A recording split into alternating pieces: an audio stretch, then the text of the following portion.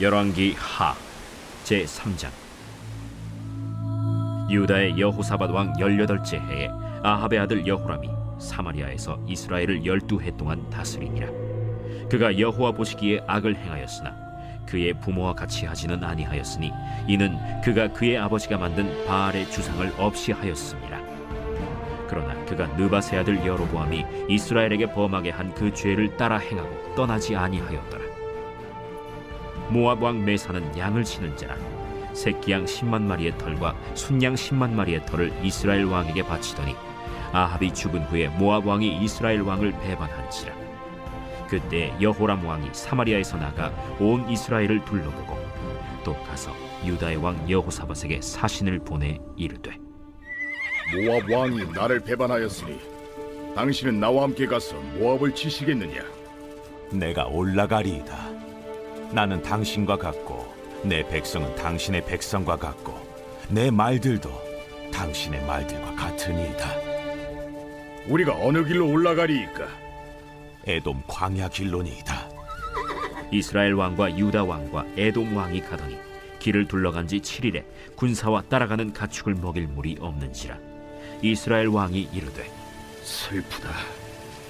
여호와께서 이 세 왕을 불러 모아 모압의 손에 넘기려 하시는도다. 여호사밧이 이르되, 우리가 여호와께 물을 만한 여호와의 선지자가 여기 없느냐? 이스라엘 왕의 신하들 중에 한 사람이 대답하여 이르되, 전에 엘리야의 손에 물을 붓던 사밧의 아들 엘리사가 여기 있나이다. 여호사밧이 이르되, 여호와의 말씀이 그에게 있도다. 이에 이스라엘 왕과 여호사밧과 에돔 왕이 그에게로 내려가니라. 할렐루야. 사랑하는 열린문교회 성도 여러분, 지난밤도 주님 주신 은혜와 평강 가운데 단잠 주무셨습니까?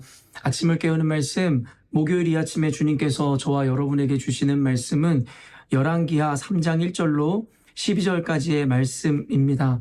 오늘도 하나님께서 허락하시는 살아계신 주님의 말씀을 통하여 저와 여러분의 삶 가운데 선명한 성경적 기준이 세워지는 오늘이 되었으면 좋겠습니다.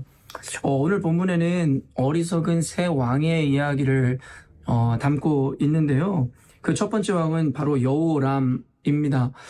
여호람은 우리가 잘 알고 있는 북이스라엘의 아합 왕의 아들인데요. 그에 대한 평가를 첫 단락에서 쭉 그리고 있습니다.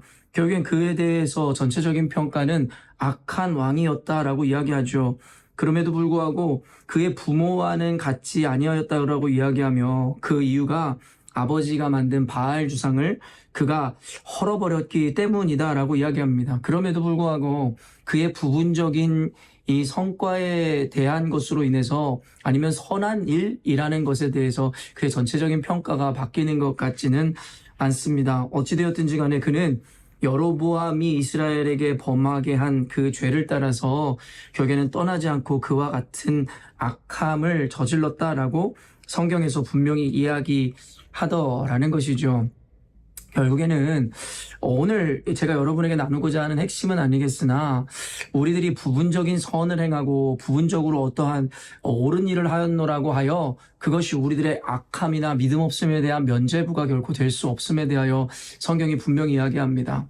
때로는 우리가 이와 같은 누를 범하는 순간들이 있는데요. 그것이 어떤 것이냐면 결국에는 하나님께서 말씀하시는 선함과 구원받을 자격이라 함은 오직 예수 그리스도를 믿는 믿음과 그 신앙 안에서만 주어지는 것입니다. 그러나 우리는 때로는 혼동하여 우리가 하나님 앞에 구원을 받음이 우리의 어떤 선한 행위나 우리의 어떠함으로 인함이다라는 착각을 하는 경향이 있습니다. 이와 같은 어쩌면 오류의 신뢰로 어쩌면 우리는 간디라든가 아니면 세상 가운데 하나님을 알지 못하였음에도 불구하고 나름의 이 나라나 민족 내리는 여러 가지 공익을 위해서 애쓰거나 힘쓴 이들을 우리는 위인이라고 칭송하며 그들에게 선한 자라는 칭호를 붙이는 경우가 왕왕 종종 있는 것 같습니다. 그럼에도 불구하고 오늘 성경의 논리를 따라 우리가 이해한다면 그들이 도덕적이고 윤리적이고 어쩌면 부분적으로 하나님께서 기뻐하실 만한 어떤 일을 행하였다 할지라도 그것이 그들을 구원받을 자 혹은 선한 자라는 평가로 우리가 평가할 수 있는 근거나 이유가 전혀 되지 못한다는 거죠. 왜냐하면 그는 근본적인 우리가 의로움을 입을 수 있는 그 유일한 조건을 그는 갖고 있지 않기 때문이다라는 것입니다. 그런 의미에서 우리가 때로는 하나님을 알지 못하는 자들의 선행이라든가 어떠한 이 옳다라고 평가받는 일들을 통해서 그들이 하나님께서 기뻐하실 만한 혹은 의로운 자라라고 우리가 인식하거나 착각하는 경향이 있다면 오늘 말씀의 초반을 통해서 우리가 이에 대해서도 분명한 기준을 세우는 것이 참 중요하다라는 생각을 하게 됩니다. 부분적인 선하거나 옳은 일을 하였다라고 해서 그에 대한 평가가 바뀌는 것이 아니라 결국엔 그 안에 진리가 있으며 오직 예수 그리스도를 향한 분명한 신앙적 고백이 있을 때라야 그는 의의 자녀이며 구원받을 만한 믿음을 소유했노라고 우리가 이야기할 수 있음을 잊지 않으셨으면 좋겠습니다. 결국에는 오늘 이야기에 어떤 문제가 발생하게 되는데요.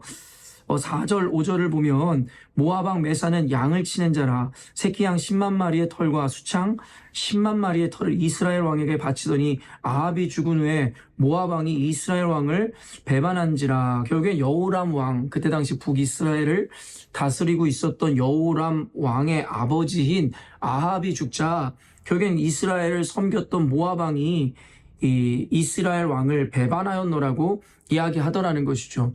이로 인해서 필연적으로 분노했었던 여호람 왕은 결국에는 그 배신한 아합을 물리치고자 하는 계획을 세울 수밖에 없었는데요.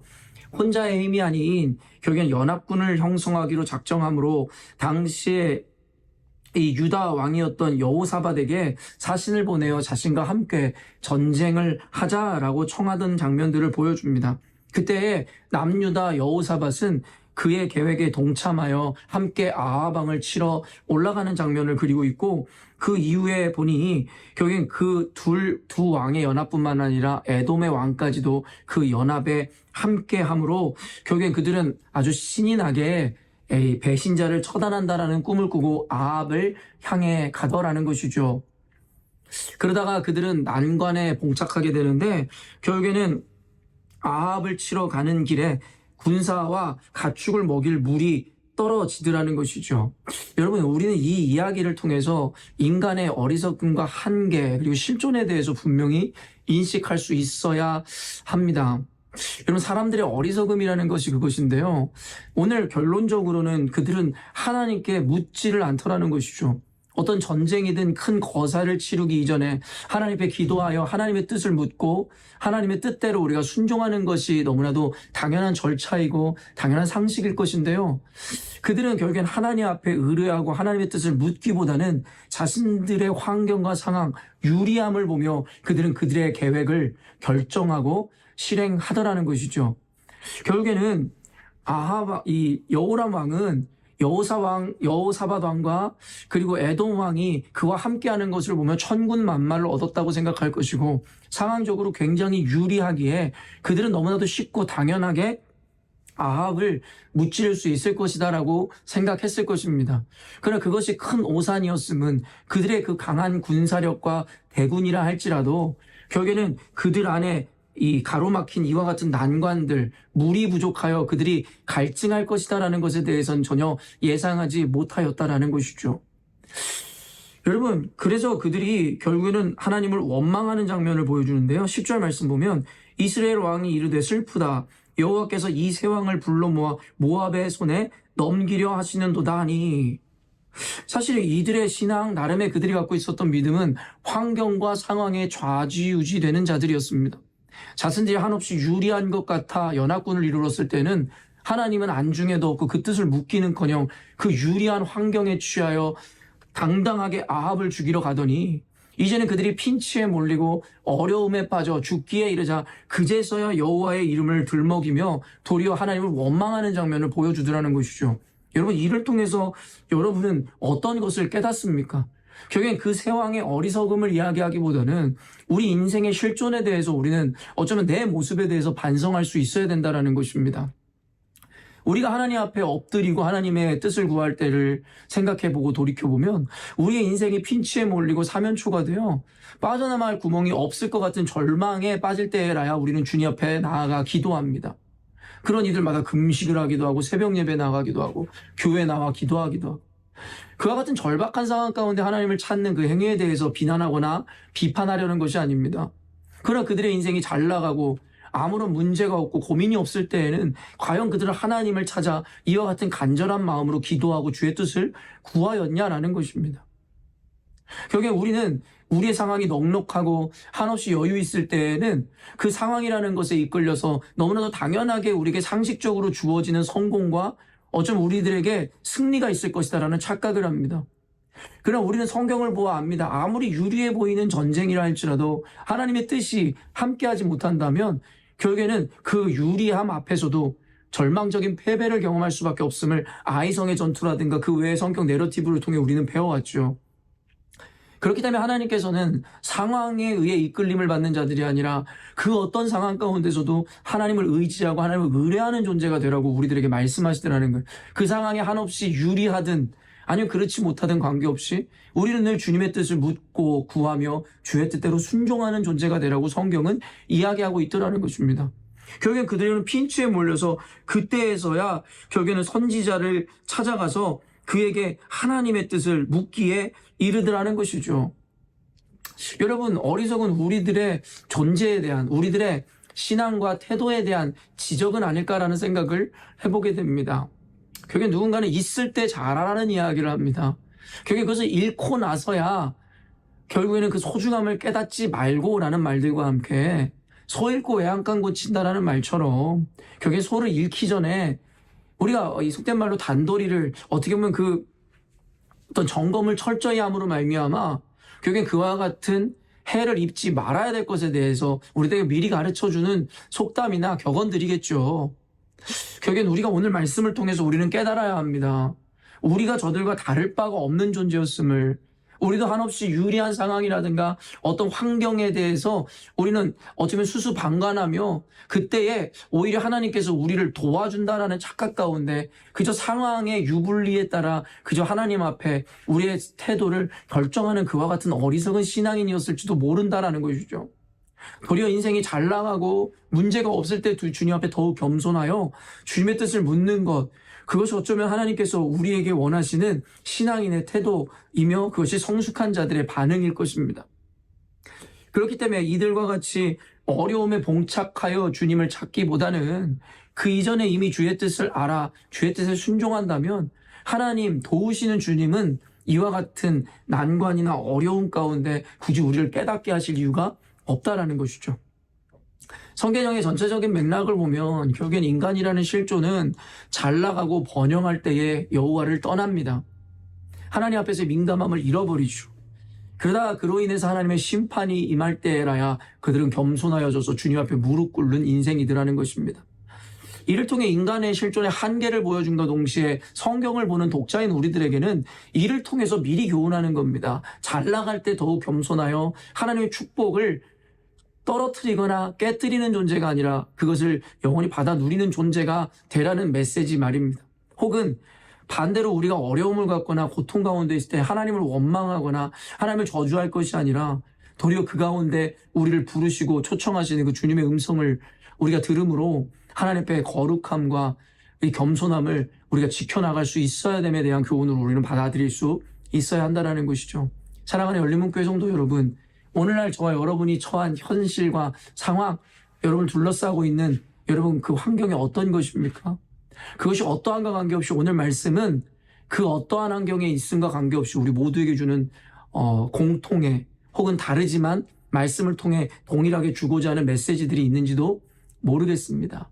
사랑하는 열린문교회 성도 여러분, 오늘 말씀을 통하여 하나님의 은혜와 축복을 누리는 상황이라면 그것을 어떤 태도와 어떤 믿음으로 계속해서 우리가 그 복을 우리 안에 머물게 할 수 있을까에 대해서 생각해보는 시간이 되기를 원하고, 그 외 여러분이 어떤 어려움이나 이와 같은 절망적인 상황 환경 가운데 있다면 그로 인해 하나님을 원망했던 이 어리석은 왕들과 같은 태도를 취하는 것이 아니라 그 가운데에서라도 우리가 우리의 교만함을 아시고 우리의 하나님의 뜻은 안중에도 없었던 우리들의 인생에 대해서 하나님께서 우리에게 버리시지 않기 위한 기회를 주는 순간이다라는 것을 인식함으로 더욱 민감하게 주님께 엎드리는 저와 여러분이 되었으면 좋겠습니다. 오늘 말씀 통해서 우리들 신앙을 점검하고 앞으로 우리가 어떠한 믿음과 태도로 신앙생활을 해야 할지에 대해서 깊이 고민하시고 적용하시고 실천해내시는 저와 여러분이 되었으면 좋겠습니다. 함께 기도하겠습니다. 사랑하는 주님, 오늘 말씀을 통해 깨닫습니다. 결국에는 어리석었던 저 왕들의 모습이 나의 모습과 다를 바 없는 모습이었음을, 또 인간의 한없이 연약함은 잘 나가고 형통할 때에는 주님을 찾지 않다가 절망적이고 어려운 순간이 되어야만 하나님을 찾는 그와 같은 존재임을, 하지만 이와 같은 실존의 어리석음을 가르침과 동시에 그렇기에 우리에게 미리 경고하고 가르쳐주어 우리도 저들과 같은 어리석음의 자리에 빠지지 않게 하기 위한 하나님의 뜻을 읽습니다. 주님, 우리 사랑하는 열린문교회 성도들로 하여금 지혜로움을 입어 악한 저와 같은 어리석은 왕들과 같은 자리에 서지 않게 하여 주시고, 미리 주님 주신 은혜에 감사함으로 그때라도 겸손히 주님 앞에 순복하고 주의 뜻을 따라가는 겸손함을 허락하여 주심으로 하나님 주신 그 복을 항상 취할 수 있는 자들 되게 하시며, 혹 그와 반대되어지는 절망적인 상황 가운데 있는 이들이라 할지라도 도리어 그것이 주님께서 주시는 기회임을 깨달아 더욱 주님을 의뢰하고 주님께 엎드리는 신앙인으로 나아갈 수 있도록 도와주옵소서. 이때 주께서 우리 열린문교회를 보호하시고 축복하시며 우리 가운데 놀라운 하나님의 은혜를 더욱 크게 부어주실 줄로 믿습니다. 감사드리며 거룩하신 예수님의 이름으로 기도합니다. 아멘. 사랑하는 열린문교회 성도 여러분, 오늘도 하나님께서 허락하시는 가장 복되고 귀한 하루를 우리가 맞이하였습니다. 때를 어떤지 못하든지 우리가 원하는 삶이든 원하지 않는 삶의 환경이 우리 가운데 펼쳐지는 관계없이 늘 주님 앞에 동일한 믿음과 마음으로 늘 신실함과 겸손함으로 주님을 섬기는 주님의 백성다운 삶을 살아내시는 오늘이 되었으면 좋겠습니다. 아침을 깨우는 말씀은 내일 아침에 또 만나도록 하겠습니다.